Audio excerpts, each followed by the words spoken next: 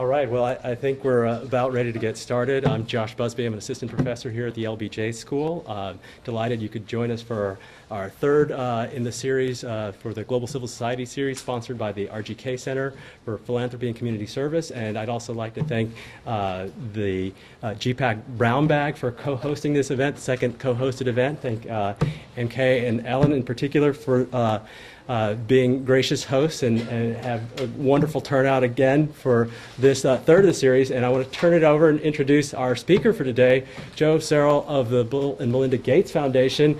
Delighted you can come from Seattle and all this way down here to Texas to talk about the role of the Bill and Melinda Gates Foundation in global health. Joe is Director of Global Health Policy and Advocacy for the Foundation. He oversees the Foundation's global health communications, public policy, and international finance. In this capacity, he manages a policy and advocacy grant-making portfolio and oversees relations with governments, NGOs, the private sector, multilateral organizations, and other foundations. Prior to coming to the Gates Foundation, he served as Assistant Press Secretary to former U.S. Vice President Al Gore, and he is advisor for 3 U.S. presidential campaigns. He serves on the board of directors of DATA, newly merged with the One campaign, Debt, AIDS, Trade for Africa, Bono's advocacy outfit that some of y'all may know about. And he's also a board member of the Clinton Global Initiative. Without further ado, I'd like to turn it over to Joe. Thanks so much for having me. Thanks so much. Appreciate it.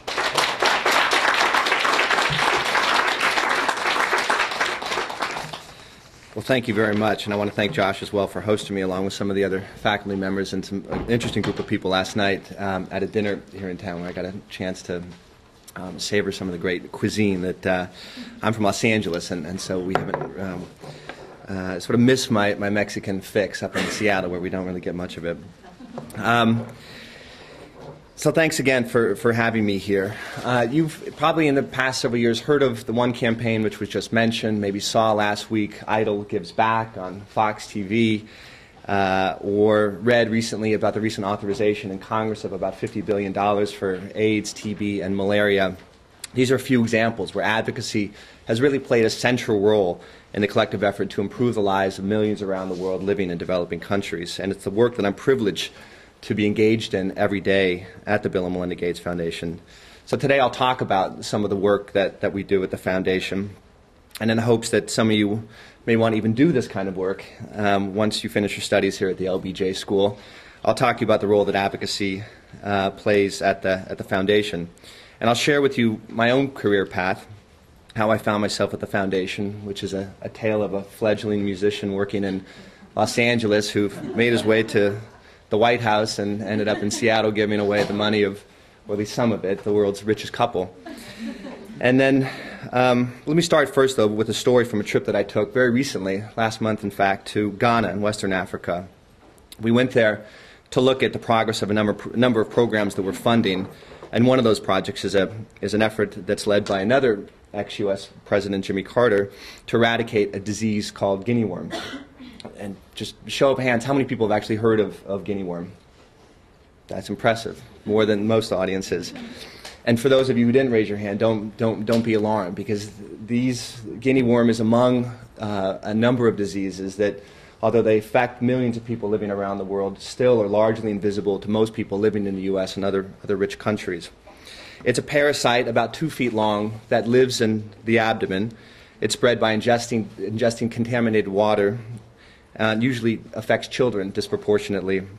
Contamination cycle is very difficult to break because the person may often not know that they're infected until a year after the worm has made its way into their bodies.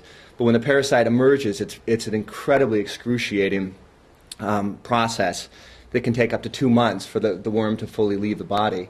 And you can see there one child, it was an incredibly sad thing to see in this case, about 20 kids lined up, each being comforted. There you can see a worker from JICA in Japan, the Japanese International Cooperation Agency, comforting this child, and at the same time going through this long process. This child was fortunately at the end of about 2 weeks of having the worm extracted from his body. There's no vaccine or medication for guinea worm, but a program that's run by Carter Center. This was the program, provides relief to those who become ill. They've also, on the next slide, installed an ingenious set of water pumps that sort of resemble Stairmaster machines that helps take the water from this local water source and then push it through a very, very cheap filter. It costs pennies into bottles, into containers that people then drink. The simple efforts are having an extraordinary impact, and you can see that part of what the Carter Center is trying to do is break the cycle of transmission. Usually the only relief that victims from this find is by placing them, submerging themselves into a body of water, which releases larvae and thereby continues this infection cycle. What they try to do is, once the worm is extracted, contain them, and they're having a remarkable success. In 2005, fewer than 12,000 cases were counted, and that's down from about 3 million in 1986. And we're really hopeful that we are on track to eventual eradication. Why do I tell this story? Because I think it really does illustrate the inequity that still exists in this world. And I think in health you see it most fundamentally, that a disease that dates back thousands of years, that long ago we've eradicated from the United States and other rich countries, is still plaguing poor countries, is really an outrageous tragedy. And the fact that it took a former U.S. president to really shine a light on the issue, to get the political will necessary, and to mount a very effective public health effort to finally get it to where we can actually see the light at the end of the tunnel is also, I think, remarkable. And what I'll talk a little bit about today is the importance of success stories. That the fact that most people don't really see the impact of some of the investments that governments and others are making really is, I think, a fundamental gap. And that if more people could see, if we could shine a light on some of the problems, which is what we try to do at the foundation, they'd be moved and inclined to invest more in these areas. So now we turn to the issue of inequity and how the Gates Foundation has chosen to focus. There's enormous tragedies, there's enormous inequities all over the world, so you have to focus, and we have chosen to focus in a couple of areas. Global health and global development are two of the international areas, and then in the U.S., we focus mostly on domestic education. We start with the fundamental belief that all lives, no matter where they are lived, have equal value. And I'll walk through just a little bit the history of the foundation. In 1994, Bill and Melinda came across an article, actually, in the New York Times that talked about a series of neglected diseases, most of which they had never heard of. One in particular was called rotavirus, that was killing about 500,000 kids a year. They were stunned. They thought if something was killing 500,000 kids a year, surely there must be something done about this. But in fact, there was very, very little research, very, very little understanding of how to really control rotavirus. So they thought if there was something that was killing that many people, that nobody was focused on this should be exactly the kind of thing that their resources, their philanthropy should focus on. So they started making grants to global health. As I said, on the domestic side, education was an early area of interest, but they really wanted to start focusing on something that they knew very well, which is the Internet, and connecting all libraries in the U.S. To the Internet, a job which was completed. 95% of libraries are now connected to the Internet in the U.S. In 2000, they combined their international and domestic efforts to form what is now one foundation, the Bill and Melinda Gates Foundation. And over the years, through their personal giving, the foundation grew to about $32 billion.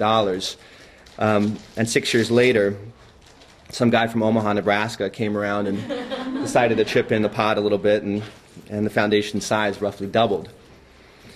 Now that may seem like a lot of money, and it certainly is, but the inequity in our world is so pervasive that even a foundation of our size must be extremely focused and disciplined in its choices of where to invest in order to have the kind of impact that we're hoping for. So in approaching areas that Bill and Melinda are interested in, we ask ourselves several questions. What are the biggest problems out there?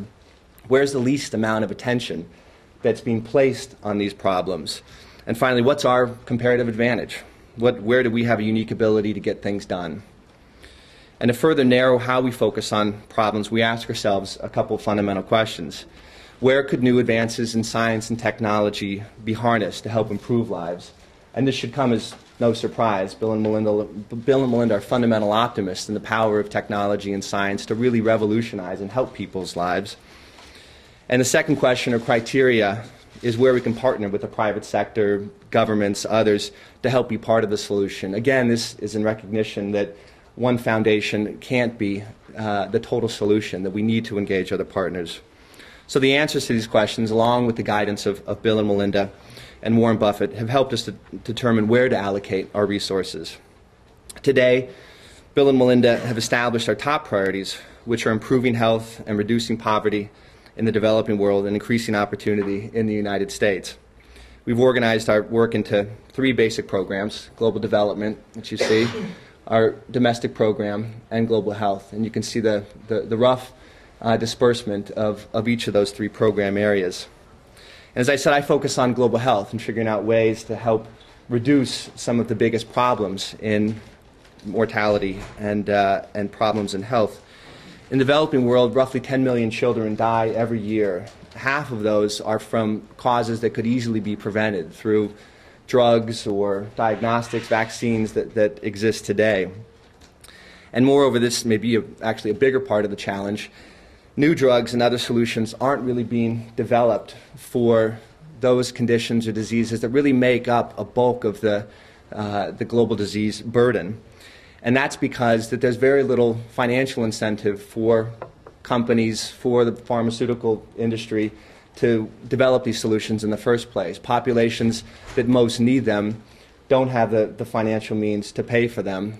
The markets are very fractured and unpredictable, and therefore they don't really get involved in these areas of research for the most part. So our mission is really twofold: to try and make these solutions that currently exist more accessible, more affordable to the populations that need them, and where solutions don't exist, try to create them. We've organized our global health program into three fundamental areas: discovery, which focuses more on upstream research to try and develop novel new ways to approach global health problems, and oftentimes it involves things like needle-free vaccine delivery or a new rapid diagnostic to better gauge disease in a simple, low-cost way. Development is part of the team that really focuses on turning ideas that have been proven somewhat to be feasible into actual products that could be used. And then finally, a delivery team that really looks at ways to help deliver those solutions to those who need them most. And my team, Policy Advocacy, spans all three of these groups.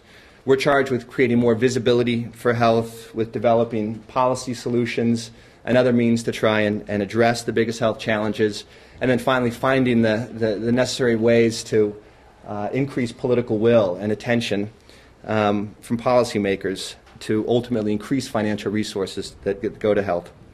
But before I tell you more about the work that we do, I'll spend a second on how I got to where I am, suspecting that many of you are anticipating graduation in May and wondering about some next steps.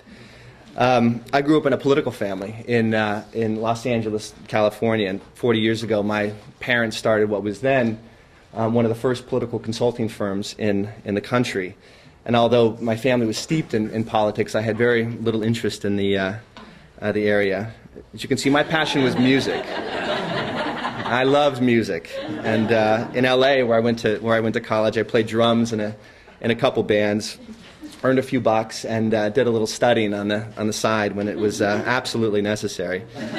But eventually, I realized I wasn't going to make it as a professional musician. So in the last semester, I rolled in an internship program in Washington D.C., and there I discovered I had more of a knack and maybe more of an itch than I thought for politics. Some process of osmosis, perhaps. And I went to work in 1992 in New York, and then made my way onto the campaign trail, working as a advance man around the country for the nominees, Governor Bill Clinton, Senator Al Gore, and then eventually landed the job in the White House after the two won office. And to the delight of my family and absolute amusement and bafflement of all my friends, I spent the next 5 years as assistant press secretary for Vice President Gore in the White House. And it really was one of the best experiences of my life, a time that really was very formative for me, and the kind of experience that I encourage all of you to embrace if it's ever comes up as a possibility. I think one of the realizations I had, though, about government and about Washington was how hard the change can actually be. And when I arrived in 1993, there was an incredible wave of optimism, riding and on the coattails of these two men who I really thought were going to change the world. And I think there's a hell of a record of accomplishment that the President Clinton and Vice President Gore can look upon. But there was also kind of a wake-up call for me that some important issues, some important callings don't really stand a chance to what's a really formidable opposition in the form of the status quo. Climate change is one example, one of Gore's current and back then signature issues. And while he was incredibly passionate on the issue, in the 8 years that they were there, not a single major climate change law was passed, with the exception of the Kyoto Treaty, which was later watered down, filled with a number of loopholes, and never ratified in the Senate. Gore argues that the blame for much of this lay in large part from the two most formidable industries in American history, the oil and auto industry. Fierce opposition, of course, also came from the coal and electricity companies, which financed campaigns to really, in Gore's words, condition the battlefield in Washington so that Congress ended up blocking a good deal of reform. And again, it was a really, for me, stark reminder about the power of the status quo. And I believe it's the reason why Gore now has chosen this current path, which is, in a way, an effort to recondition the battlefield so that no matter who ends up in office, each is going to have to feel compelled to some degree of action, even if it means disappointing some special interests and friends. And I tell this story because as I left the administration in 1996 with a bit more of a sense of the challenges in public policy, I also awoke to some of the opportunities in other sectors. I started working at the Gates Foundation, first as a consultant and then as a staffer, director of public affairs in 2001. And back then, there were a number of questions about what the foundation was all about. My job back then really was to help distinguish the company from the foundation. This at a time when Microsoft was going through a tremendous amount of troubles in Washington with its antitrust issues. And a lot of people really did think that the foundation was a kind of ploy or whitewashing attempt to try and draw attention away from Bill Gates.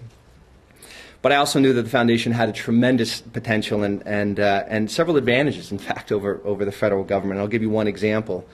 As I mentioned, one of the issues that the Gateses decided to take on was public education.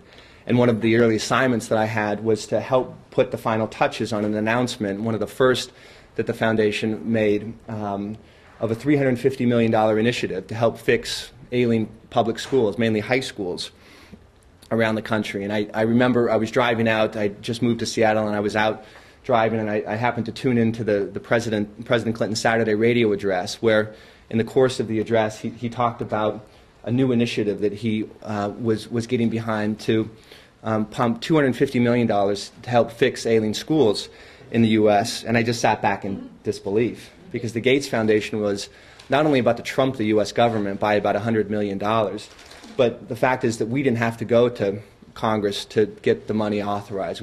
Our commitment wasn't subject to amendments or being watered down or killed altogether. So there was an incredible sense of optimism, and no surprise that a lot of people call philanthropy the third sector of society. So let me talk about why we even advocate in the first place. You've got the combined resources of Bill Gates and Warren Buffett. You would think that it's enough to solve a good deal of problems in our world. Well, again, while our endowment is enormous by any measure, it's also quite small compared to the magnitude of the issues that we've chosen. So we advocate in recognition that, again, no one entity can do it alone. We need other sectors, and we need other sectors to step up in a big way. To put this gap in perspective, consider this slide, which shows you the total expenditure by the U.S. government on PEPFAR this year, the President's Emergency Plan for AIDS Relief in Africa, and the Foundation's own commitment on HIV. HIV is the top priority in global health, and you can see it's a huge difference in spending. We also advocate because while the trends are good in health spending, and we'll get to some of those, especially in the last 5 years, we're also a long way from meeting some of our targets. When you look at some of the trends for global health and for development assistance overall, it's been pretty good. Since 1997, where we were at about $60 billion roughly for overseas development or official development assistance. In 2005, that number was closer to about $80 billion. Development assistance for health has benefited quite well in that increase. In 2000, roughly $7.1 billion went to development assistance for health, and in 2005 that number was about $13.6 billion. The largest gains have really been to so-called vertical issues, HIV, to a lesser extent, malaria and TB. Gains to issues like child survival have not kept up as much. Developing countries as well, some of the trends are pretty good. In that same time period from 2000 to 2005, per capita health spending in the continent of Africa increased from about $11 to $15. And African and Indian governments African governments have committed to spending 15% of their domestic health budgets, or domestic budgets on health, and in India there was an agreement to triple health spending over the coming decade. But again, the gaps are incredibly large, and so I'll tell you a little bit about how we approach our advocacy. First, we really try to highlight the urgency of problems that most people don't see, but we try not to stop there. Painting only the problems doesn't really leave people with a sense of what they can do. We try to also portray solutions and what's already being done. And second is to increase the political will to solve the problems in both an inside game, understanding what policymakers, how to move them in Washington, but also create outside heat. And I'll talk a little bit about that. And then third, promote policies and systems that encourage potential solutions. We've got two basic weapons in our arsenal, our voice and our money. And certainly the unique credibility that someone like Bill Gates, when he talks about these issues, that brings is invaluable to us. And we've also developed, over the course of the last 5 or 6 years, a deep bench of great experts in global health, about 220 of us now, that are also great speakers. And then our money. We make grants to organizations in advocacy to help fund policy research, to help build grassroots constituencies, to mobilize on these issues, to help increase journalistic excellence around the world, among other categories, and I'll talk about some of those. Let me give you one example of an interesting campaign that we funded in part several years ago. It was called No AIDS, and it was funded through the Kaiser Family Foundation and Viacom, the media holding company, which provided about $200 million in cash and in-kind contributions. At the time of this campaign, which goes back a few years, the objective was really more focused on awareness raising. And at the idea of this particular spot, which was shown on Viacom properties, including BET and MTV and CBS, we were trying to put the viewer in the place of the average suburban dweller on the realities of HIV and how it's hit other parts of the world. Bill Gates has often said if you randomly reassorted the world so that people living here in Austin were somehow just down the street from those living in a village in, say, Kenya, people would be more moved to act if they actually saw if some of the problems were actually visible. So we attempted in this spot to try and create that kind of sense. I'll show it to you here. That's Stan and Jill Foster's place. They were the first to go. And then Carol Pierce, the Cohens. The Schwab kids lost their mom, their aunt, their sister all in a month. That was a tough one. We've had no support. We're losing. People are dying.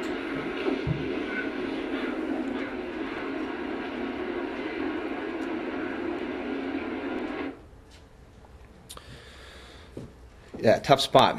I'll talk a little bit now about.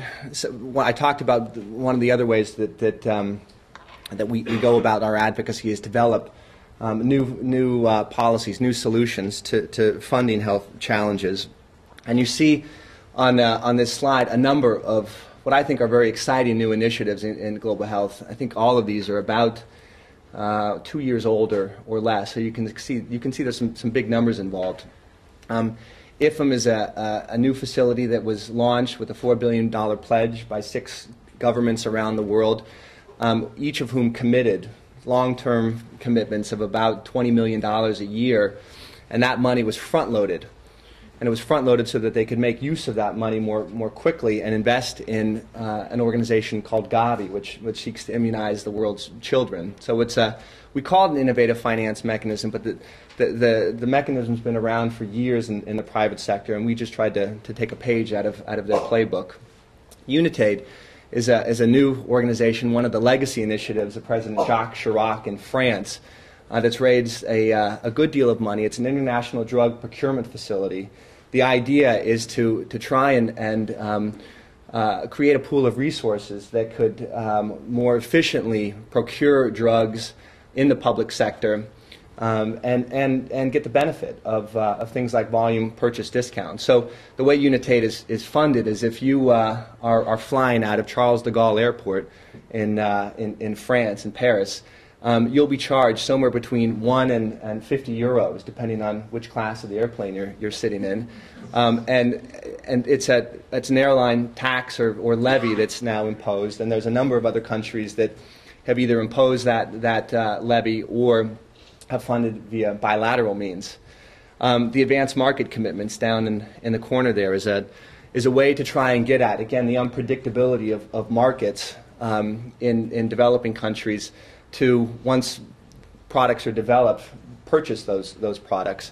So this AMC facility, Advanced Market Commitment, is a promise by, I think it's about 6 countries, to come up with a pool of resources, in this case $1.5 billion, to ensure that a vaccine for pneumococcus, one of the world's leading killers of children, once developed by a company, will actually get purchased. So you build it, we'll buy it. And then you see American Idol, again, which you may have seen last week. This is an effort that a year and a half ago, the folks at Fox and an organization called Comic Relief in the United Kingdom came to us and said, we have this idea, would you help us provide a little bit of funding to get the back end going, meaning when callers, people who are persuaded that what they're watching on American Idol is in fact an issue worth contributing to, we want to make sure we know how to handle the contributions, we know how to administer the monies that come in, and today it's raised about $175 million, and of that about half go to international causes, mostly the Global Fund, Malaria No More. And then Product Red, which is an exciting new initiative. I've got my red Armani watch here, and there's about 6 or so companies that have now come in, each of which are creating red product lines, a portion of the proceeds of which now go to the Global Fund for AIDS, TB, and malaria. And I want to show you a spot that on this next slide that was done. It aired on the Super Bowl last January, and it was by the most recent company to join the red product line, Dell. And why I think the ad is so cool is because what they've really tried to figure out is how people could feel better about contributing to some of these issues, how to get involved. And so you'll see this kind of theme of gratitude with a young man who's walking through the streets of a crowded city and who's recently purchased a Dell computer.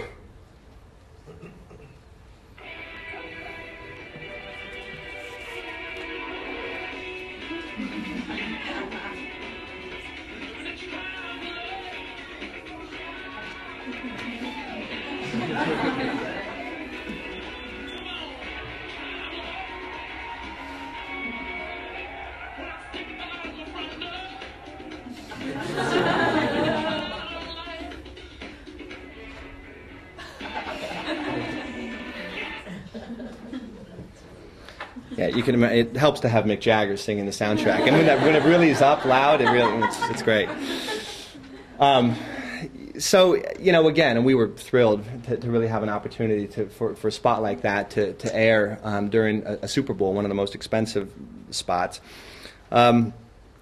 So let me also now spend a minute or two on another initiative that we helped start several years ago called the One Campaign, which several of you may be familiar with. And we brought one bands here that I hope each of you pick up at the end, this sort of white one band somewhere here. For several years, we had seen some traction in Washington, D.C., and indeed other parts of the world on some of the issues that we were promoting on health and development. And as a result, we saw things like PEPFAR, the President's Malaria Initiative, the Millennium Challenge Corporation.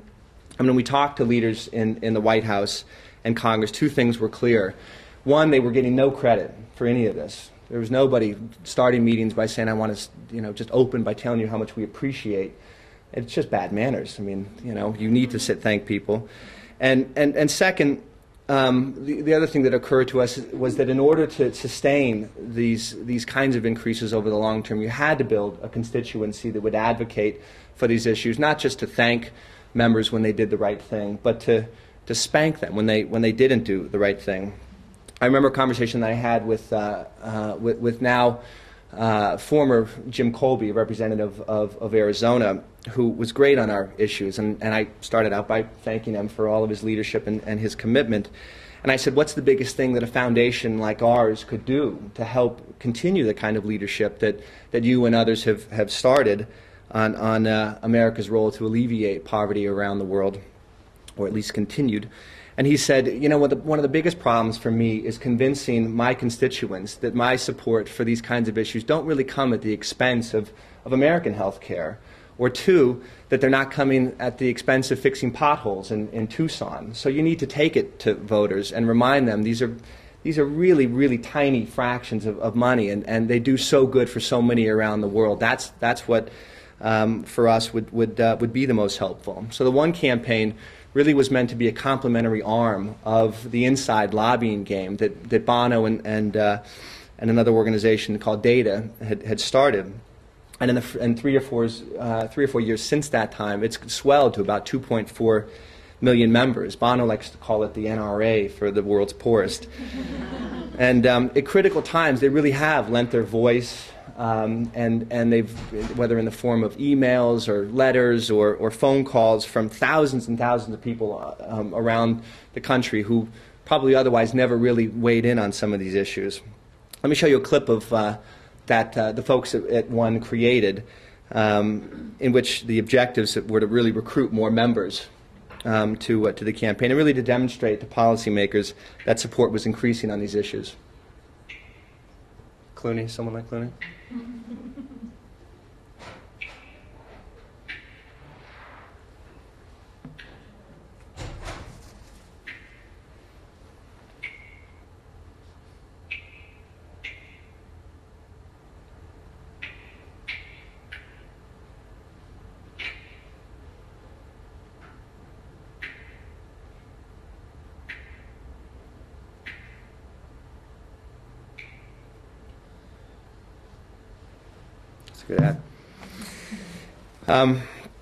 So looking ahead, you'll see here another gentleman from Arizona.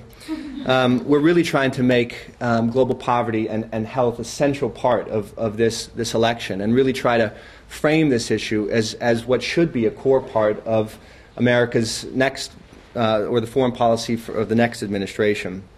You can see that John McCain is among the major presidential candidates that the One Campaign, through an initiative called One Vote 08, that these candidates have all committed to making major increases in spending, either in the form of development assistance or to things like HIV/AIDS or malaria. In fact, the One Campaign had up on its website a very innovative feature called On the Record, and where you could kind of compare the records of the commitments that each of the candidates had made, which, when the field was quite large, of a dozen or so prospects, was really impressive to see how there was a kind of one-upsmanship of candidates really trying to make strong commitments. And in that time, candidate Obama has promised to double official development assistance to about $50 billion annually, and also pledged to spend about $50 billion on HIV over the next 5 years.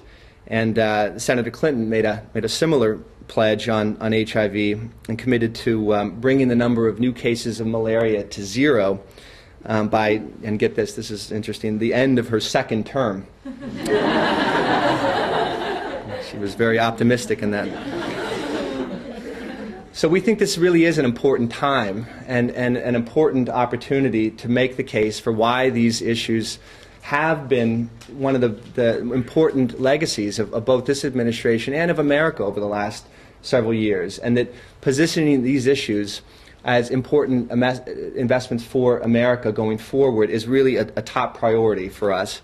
And you can see we've tried to hedge our bets. In addition to the one vote effort, we have an effort going with the U.S. Global Leadership Campaign called Impact 08, which among other things has recruited 4-star military generals and others in the foreign policy establishment to take a more top-down approach, to encourage the foreign policy establishment that in the context of soft power, health and development should be fundamental components of that. They've also created something called the Development Plum Book. The Plum Book, as some of you may know, is the list of all of the presidential appointees that are made, and we're now going through and identifying the 50 most important positions in development and coming up with recommendations for each of those positions. We've commissioned the Institute of Medicine to do a year-long study into what the global health policy should be for the U.S. going forward. And we've engaged think tanks like the Center for Strategic International Studies, which is looking again at the issue of global health in the context of a diplomatic issue for the U.S.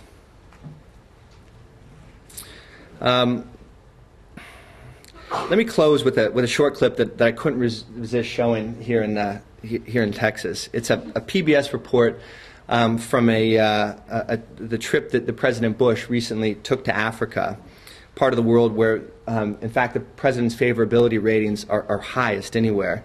And it's absolutely deserved. And that in addition to Iraq, I think one of the administration's biggest legacies will be setting a new standard for support for Africa. And I think it also shows you that if we could put more people, not necessarily on Air Force One, but traveling to different parts of the country to see, or different parts of the world, to see not only the magnitude of the issues that we're really dealing with, and they are staggering, the magnitude of those issues, but in fact the solvability and the fact that there are solutions at hand, and this country and indeed many others around the world are supporting life-saving solutions, that more people would be motivated to act. So thank you again for your time. Part of the reason why I came here today is that I love this work, and I think that as many of you are, again, contemplating graduation or career paths going forward, I hope you'll consider ways to get involved in international health and development issues. I think no matter where you end up in the corporate sector, nonprofit sector, government, that there's a role to play. And in fact, we're really trying to encourage more participation from lots of different sectors. I encourage you again to join, to grab a wristband and join the One campaign, where you can, if you haven't already, sign up at one.org. And then again, never miss an opportunity to really plug the importance of public service. And as you're, again, thinking about some of these choices that you have in front of you, the opportunities to be a part of administration and contribute in a way that is meaningful for you. For me, this was a golden time about in 1990, 91, 92, as the campaign, as it is now, is really gearing into the general cycle, and both the conventions and the advance and cycle that will kick off right after the conventions is an amazing time to get on the road, support candidates, and hope you'll consider that. So thank you very much again.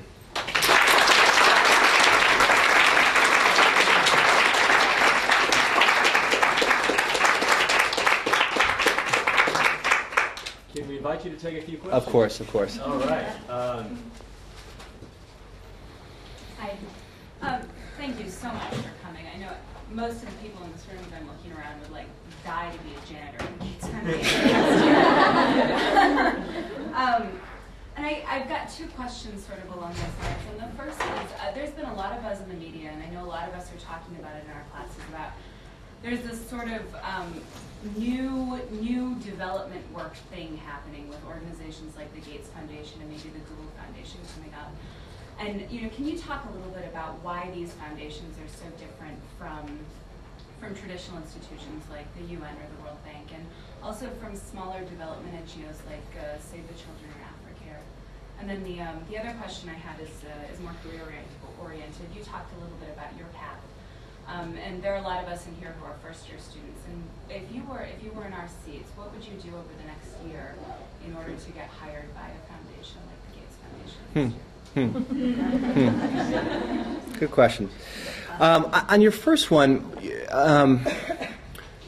which I think if I read right, is why there's such a new surge of interest, especially I think from some of the newer donors.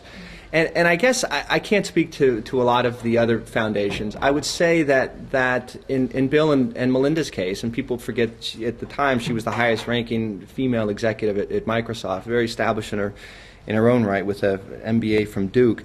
I think that they have tried to take some of the lessons that they've learned in business and tried to look at ways that they can identify problems, look at where they can have a unique contribution, and take, dare I say, more of a business-like approach to actually solving those problems, getting the right resources, getting the right people, getting the right strategy. We talked a lot last night about alignment. I'm looking at Peter at the back of the room there, and I thought about that a lot last night, because I think in Bill and Melinda's case, for the issues that they've chosen, they really have developed a good degree of alignment with the kinds of, again, resources, people and strategies that they put against that. And I think that as you're seeing a new crop or breed of philanthropists coming from different sectors, particularly in the business sector, I think there too is a kind of longing to look at the ways that they've tried to tackle business challenges or other challenges in their lives and apply those to social problems. I think two of the Michael and Susan Dell, who I think are doing a fantastic work here. I would say that on your second question, what advice I would give, I think that for me, and this is limited, and it's from the perspective of trying to in fact look at new talent and growing our team, to the extent that people have exposure in lots of different disciplines, to the extent that they've spent time in government, that they've had an experience of some sort in the private sector, and that in fact their academic backgrounds also reflect a kind of cross-disciplinary approach. The one that comes to mind most is international finance. I think the merging trend for philanthropy is to consider new financial instruments, new ways of tackling age-old problems. It could be my bias. It's the thing I think I'm most excited about. And I showed you some of the mechanisms that we've been involved with over the years. I would say that kind of cross-disciplinary approach is extremely attractive to the kind of place that I work.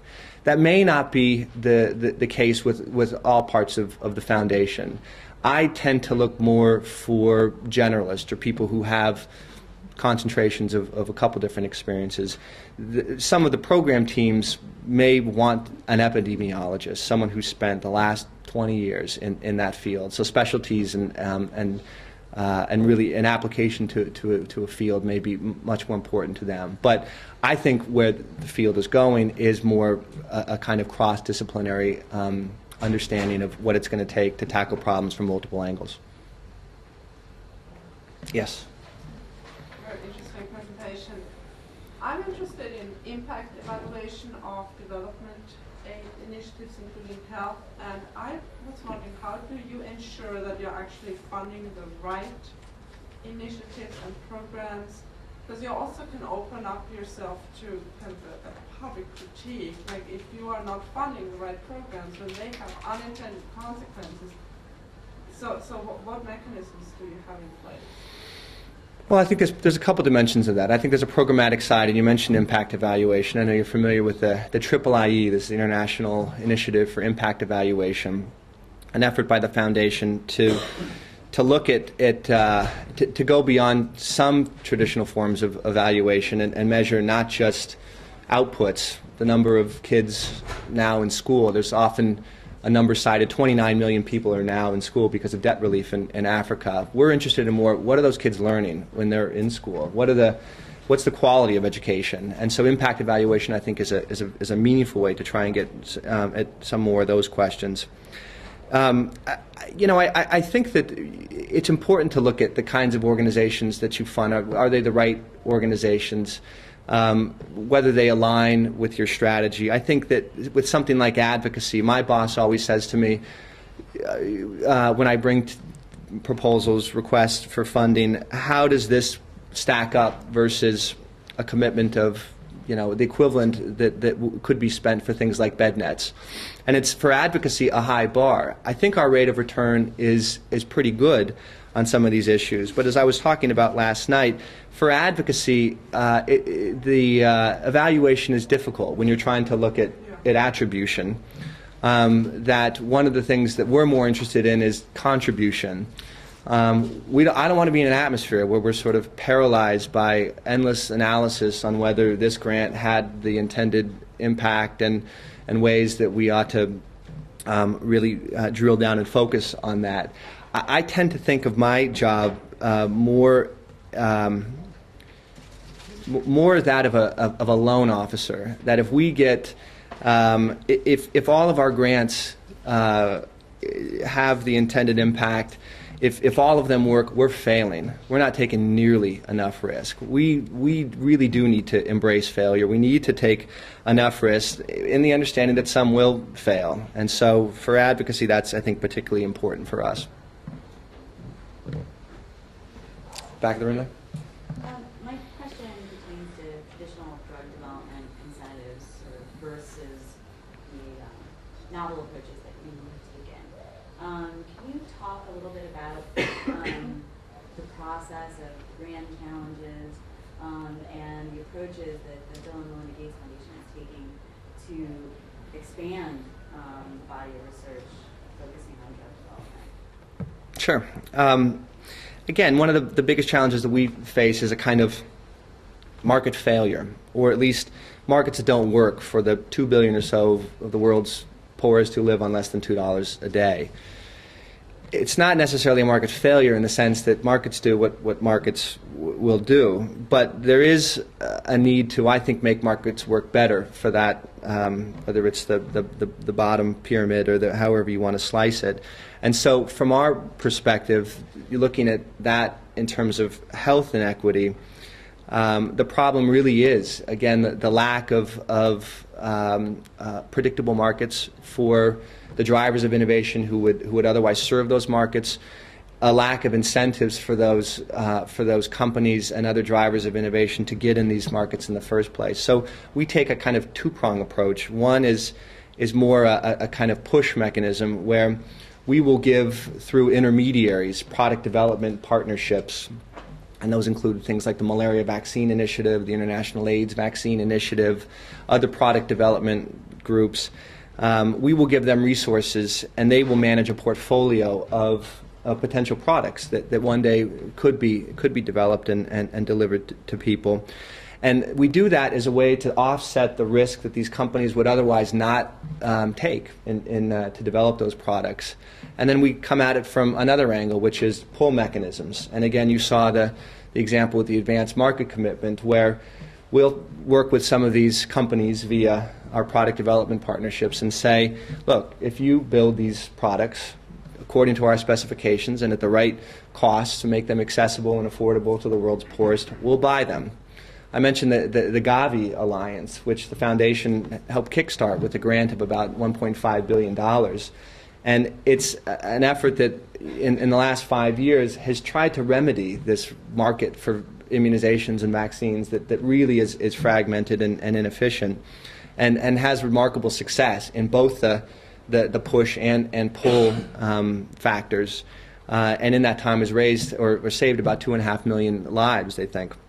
So it's one of the approaches that we take. We also do, as you mentioned, have programs that are more outside of the box, that really try to go around some of the ways that drugs have been developed, and you don't have to read a paper for too long to know that whether it's developing world drug development or in our own country and in other rich countries, pharmaceutical companies are really struggling to develop pipelines, new candidates, new drugs.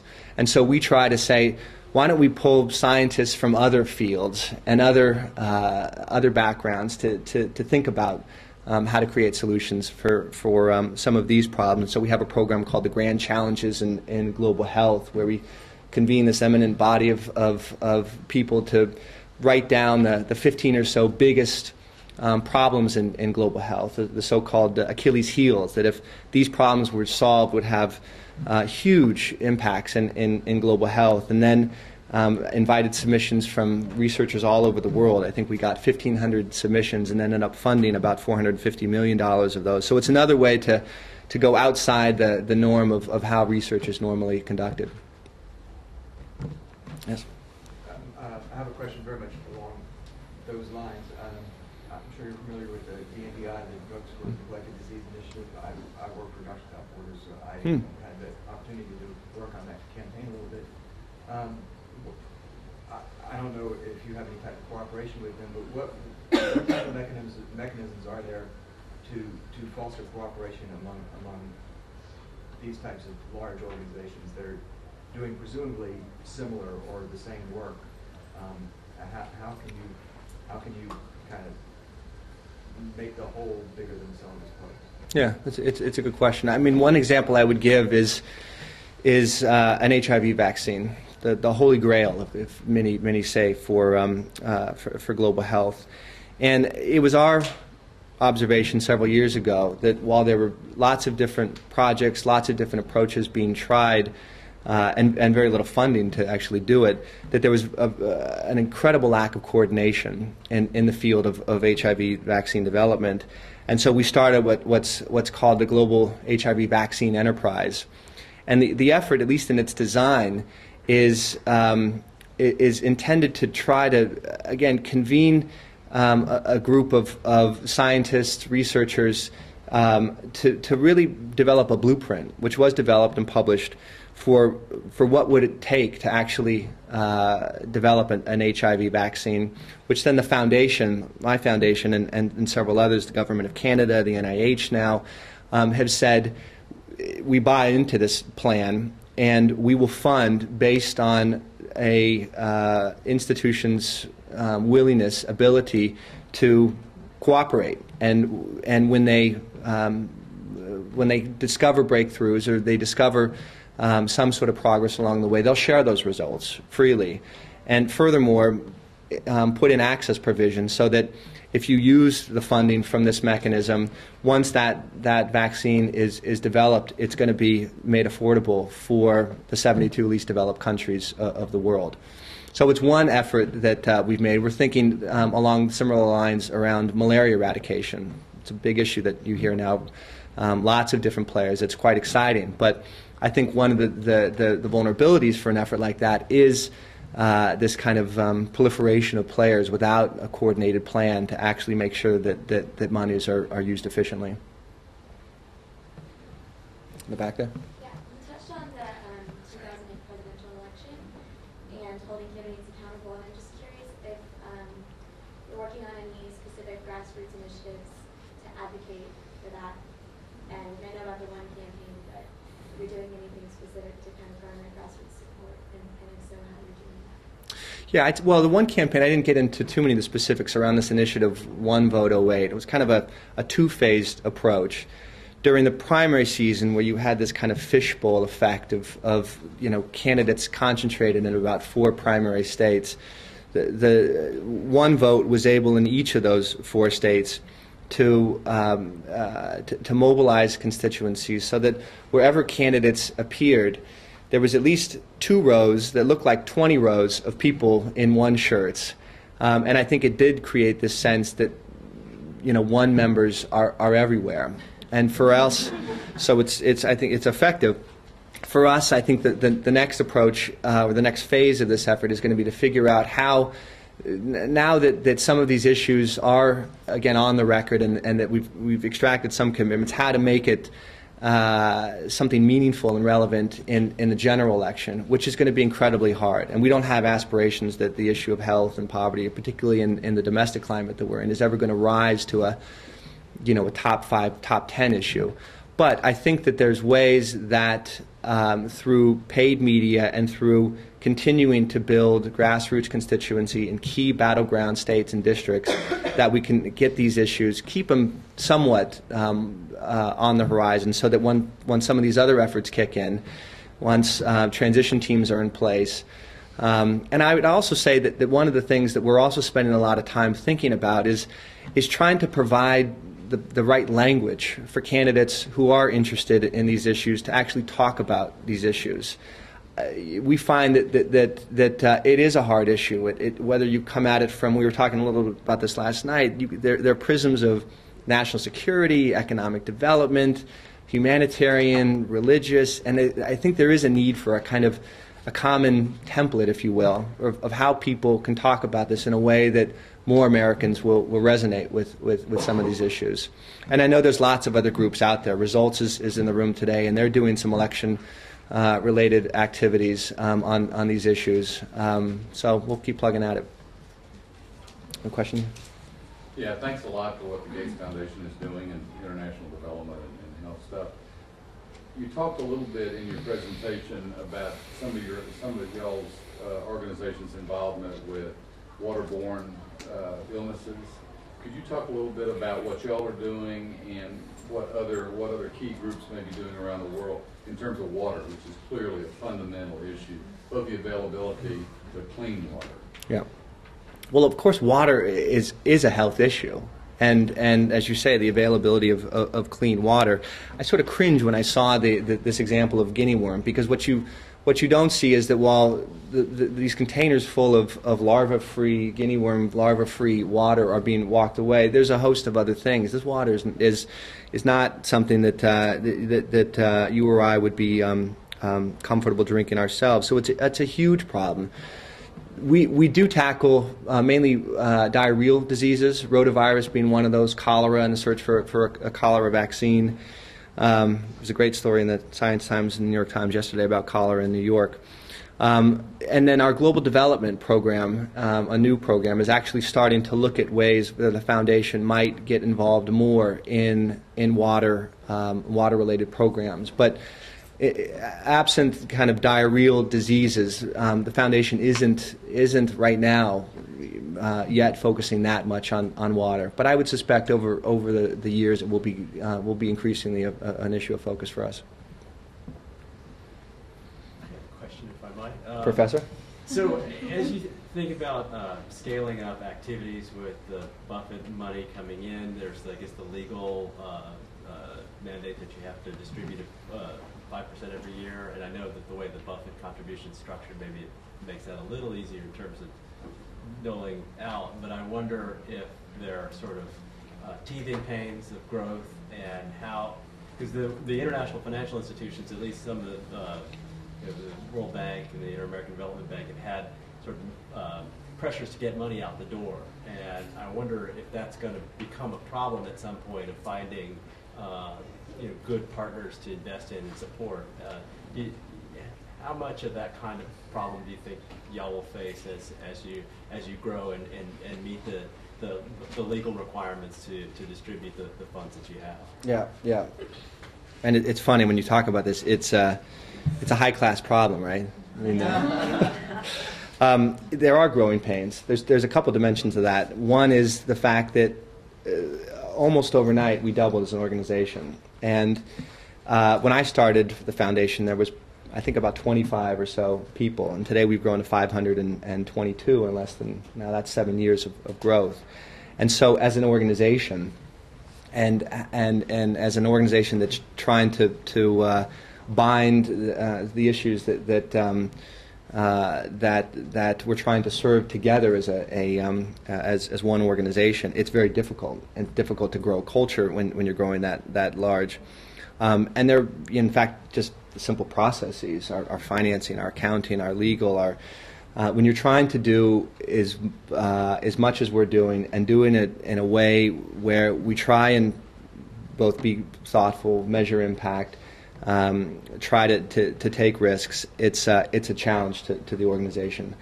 I think that, I think there will be strains over time to make sure that we can keep up a quality, and at the same time find the kinds of partners, the kinds of organizations that we want to work with, and frankly move money that quickly. I mean, I think next year we're targeted at a payout of around about $2 billion or so, which is roughly $7 million a day. And it seems crazy, but to do that well, you need to really be thoughtful about the process. So again, it's the kind of problem you like to have. The Gateses, and this is maybe another dimension of the problem, have also said that they want to spend down the endowment in a fixed time period following their deaths. And Warren Buffett, in addition, also said he doesn't want his money sitting in lots of endowments, or doesn't want this foundation, or at least his portion of the contribution, to be held in perpetuity by a foundation. So we're also planning these very elaborate scenarios. Warren Buffett's not a young guy anymore, and so we have to be prepared. Hopefully that day is a long time from now, to make sure that there is a kind of plan in place, so that we can meet the standards of his will and his requests. I guess in the interest of time, we'll probably have to conclude. But for my long list of thank yous today, I'd like to thank Josh for bringing in Joe and the Bill and Melinda Gates Foundation and the Global Civil Society Speaker Series through the RGK Center, and then also all of you for coming and being engaged. And thank you very much, Joe, for your time, and Michelle as well. Yeah, can I just point out, we have a UT graduate here too, and I want to thank my colleague, Michelle Milford.